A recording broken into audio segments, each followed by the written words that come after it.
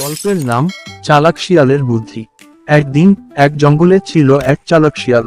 সে ছিল খুবই বুদ্ধিমান, কিন্তু কিছুটা চতুর। তার আশপাশে অনেক বড় বড় জন্তুরা বাস করত, সিংহ, বাঘ, হাতি আর ভালুক। তারা সবাই শিয়ালকে তুচ্ছ ভাবত, কারণ সে ছোট ছিল। একদিন বনে এক ভয়ানক সিংহ এল। সে প্রতিদিন এক একটা প্রাণী ধরে খেয়ে ফেলত। বনের সব প্রাণী ভয় কাঁপতে লাগলো। তারা সবাই মিলে সভা করলো কিভাবে এই সিংহ থেকে বাঁচা যায়। তখন শিয়াল বলল, আমাকে বিশ্বাস কর, আমি একদিনেই এই সমস্যার সমাধান করতে পারি। পরদিন শিয়াল সিংহের কাছে গেল আর বলল, মহারাজ, আমি আপনাকে এক খবর দিতে এসেছি। বনের আরেকটা সিংহ এসেছে।